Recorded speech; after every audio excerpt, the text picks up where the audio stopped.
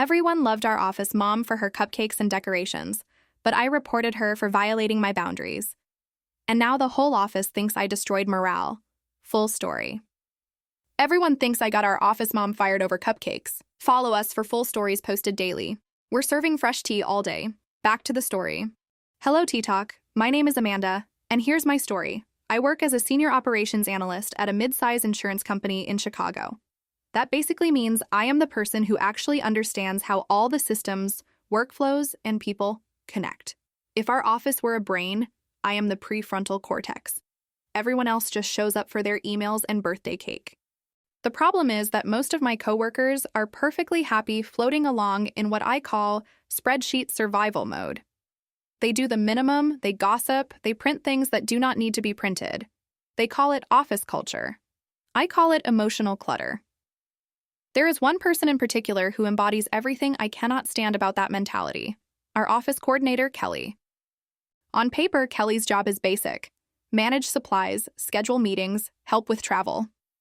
In reality, she has somehow positioned herself as the heart of the office. She decorates for every little holiday, organizes potlucks, remembers everyone's birthdays, and sends out inspirational quote emails on Mondays with subject lines like "New Week, New Vibes." Everyone eats it up. My manager, Derek, constantly says things like, "We are so lucky to have Kelly. She is the glue that holds this place together." Meanwhile, I am the one rebuilding broken workflows and catching six-figure errors before they become disasters. But sure, the woman who orders cupcakes is the glue.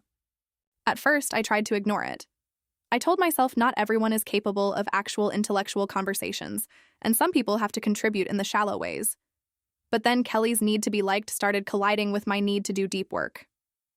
She would pop into my office unannounced to ask if I wanted to sign the group card or add a memory to the slideshow for someone's work anniversary.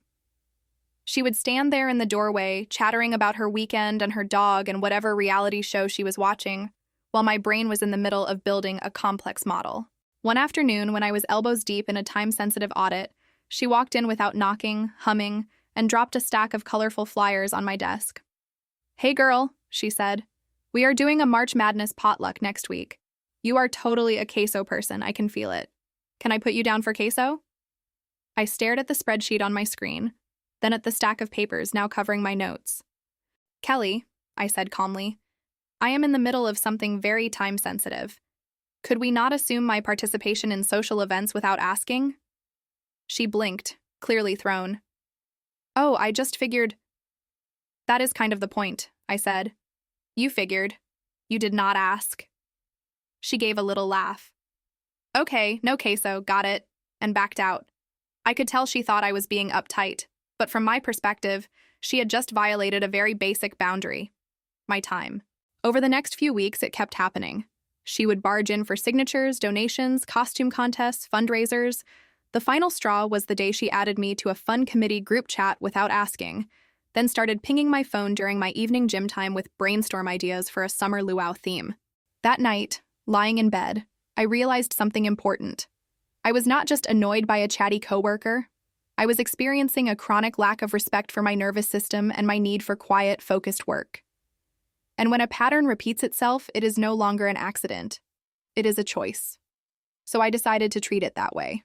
The next week, I started doing what my therapist calls data collection. When something feels off, you do not just react, you look for patterns. I already knew Kelly drained me, but I wanted to know exactly how often she was interrupting my work and how that was impacting my performance and mental health. So I kept a simple note on my phone. Every time she popped her head in or pinged me about something unnecessary, I logged the time, what I had been doing, and how long it took me to get my focus back. It was not emotional, it was just information. On Monday alone, she interrupted me 4 times before lunch. At 9:15, she walked in clapping her hands. "Quick vote, bagels or donuts for Friday treat day?" I looked up slowly. "Kelly, I really need you to send those kinds of questions by email. I am working on something that requires sustained concentration." She laughed. "Oh, this will just take 2 seconds." "It already took more than that," I replied. She made a face and left, muttering something about me never having any fun. At 10:40, she came back with a stack of forms for some charity 5K she was organizing. "Sign-up sheet," she chirped, We are trying to get as many people as possible on the company team. It will be great for morale. I said, I am not interested in running. Please do not put my name down for anything. She pouted. You do not have to run, you can walk. I am declining, I said, respectfully. At 11:30, she popped in again, this time to ask if she could move our standing one-on-one check-in from Wednesday to Friday so she could sleep in a little after trivia night. Friday does not work for me, I said. I have back-to-back deep work blocks. We can keep it Wednesday, or you can send anything you need by email. She giggled. You and your deep work. Okay, boss lady. By noon, I had logged more time recovering from interruptions than actually working through my analysis. When I brought this up to Derek in our one-on-one, I framed it in the most neutral way possible. Hey, I said, I wanted to flag something about our office flow. I am having a hard time maintaining focus because of constant drive-by conversations. Kelly is the main one, since she is so central to everything.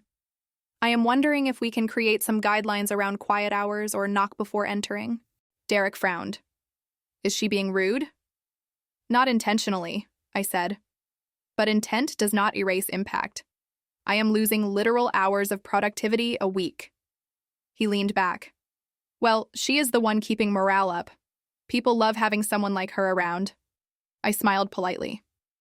I understand that.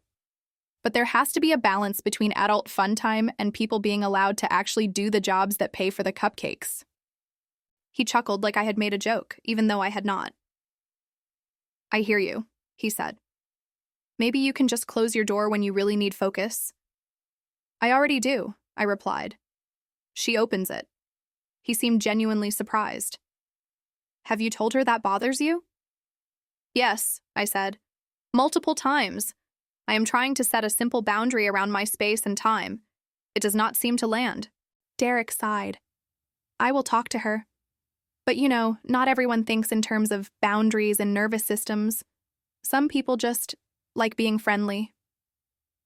The way he said boundaries made it sound like a personality quirk, not a basic psychological need. On Wednesday, Kelly cornered me by the printer. So, she said, arms crossed but smiling, Derek mentioned you are feeling a little overstimulated by me. I could tell from her air quotes that she thought the whole concept was dramatic. I am asking for fewer interruptions during focus time, I clarified. That is all. She tilted her head. Other people appreciate the effort I put into making this place not feel like a morgue. I am not other people, I said. I am allowed to have different needs. She gave me a saccharine smile. Well, I will try to remember that the next time I am planning something fun for everyone. The subtext was obvious. If I did not play along, I would be cast as the office killjoy. That night, I looked over my data and realized I was not just annoyed. I was being subtly punished for having boundaries in a culture that worshipped fake busyness and forced cheerfulness. My therapist always says, when someone shows you they do not respect your boundaries, believe them, and then involve systems. So I did. 2 weeks later, after another morning of quick questions during my blocked focus time, I booked a 30-minute slot with HR. The rep, a woman named Jasmine, shut the door. Walk me through what is going on, she said. I want to document a pattern that is impacting my ability to work, I said. It involves our office coordinator, Kelly. I kept it concise. Uninvited visits while I am in deep work, being added to group chats without consent, pressure to join social events, and Derek's only suggestion being, just close your door. I told her I had already asked Kelly several times to email or check my calendar. It might sound minor, I said, but when someone repeatedly ignores clearly stated boundaries, that is not random. It is a pattern. And when their version of fun keeps overriding someone else's mental bandwidth, it starts to feel hostile. Jasmine took notes. Have you told her directly how this makes you feel? Yes, I said. She laughs or calls me uptight. That is gaslighting. She reframes my needs as a personality issue instead of a valid request. We do take culture concerns seriously, Jasmine said. Thank you for bringing this forward. I did not ask for punishment. I just wanted it in the system. Once something is documented, people cannot pretend they did not know. The next day, the change was immediate. No surprise visits from Kelly. No sign-up sheets dropped on my keyboard. No vibe check chats in my doorway. I finished a full report in one sitting for the first time in months. By lunch, the backlash had moved. In the break room, Kelly stood by the coffee machine with a small crowd. I guess some people just do not like being happy, she said. You try to make things nice and suddenly you are unsafe. Someone asked, "Who said that?" She sighed. I cannot say names. HR loves their confidentiality. I just know my birthday emails are apparently overstimulating somebody's nervous system. People laughed. She gave a wounded little smile. I poured coffee and walked out. I am not going to justify my nervous system to people who think burnout is a personality quirk. The next morning, Kelly knocked once and stepped inside without waiting. So, she said, arms crossed. I heard you talk to HR about me. I talked to HR about office boundaries, I replied. You could have just talked to me, she said sharply. I did, I said. More than once. I am just trying to make this place less depressing, she said. You act like it is a library. I am asking you not to force your version of fun into my space without consent, I answered. That is all. She gave a tight laugh. Well, sorry for trying to be nice. That is not what I said, I replied. My needs matter too. She looked at me for a second, eyes shiny, then left. I knew exactly how it would sound when she told it later. She would be the sweet office mom under attack, and I would be the cold analyst who ran to HR. But people who are used to you overfunctioning always resent you when you finally stop being their unpaid emotional support animal. 1 month later, the situation shifted from background noise to something official. Jasmine emailed asking for a quick alignment meeting. When I walked into the conference room, Derek and Kelly were already there. Kelly's eyes were red. Derek looked exhausted. Thanks for joining, Amanda, Jasmine said. I just want us on the same page. I sat down. Sure. She summarized what she had heard. I felt constant interruptions and social pressure were impacting my focus and mental health. Kelly felt blindsided and said her attempts to build community were being twisted.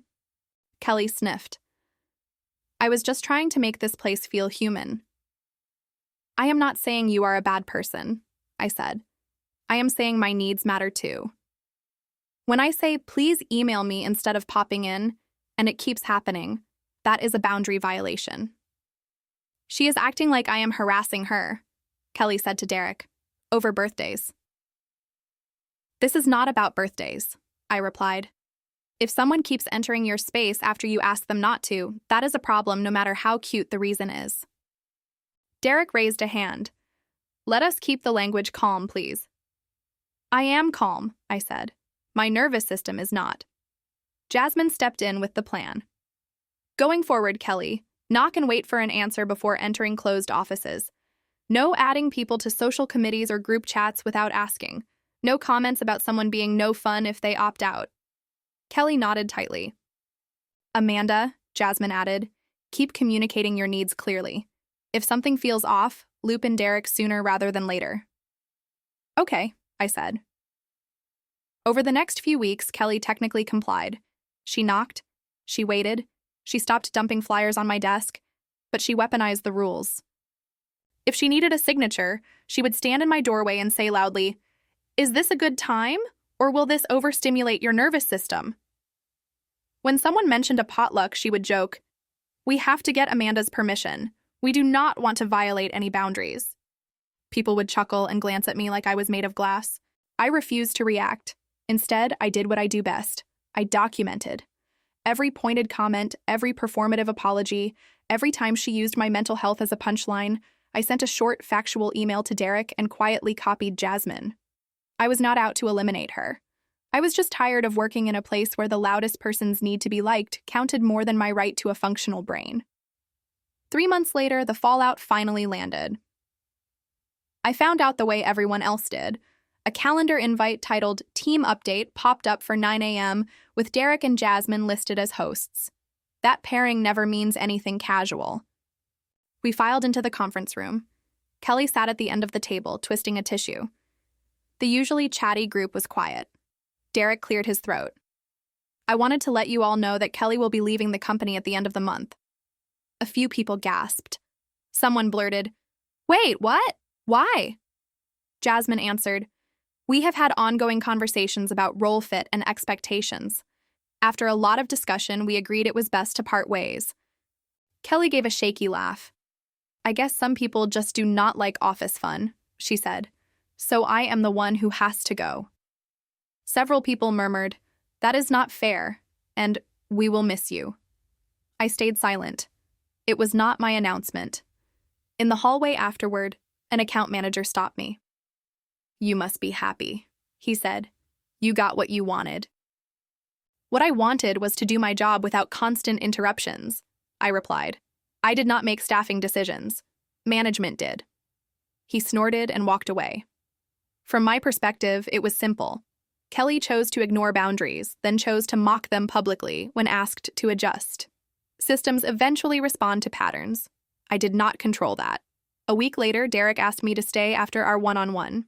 "I know people are processing," he said. "I want you to know you did nothing wrong by speaking up." "I know I did nothing wrong," I said. "I advocated for basic respect." He nodded. "Just be aware some folks are blaming you."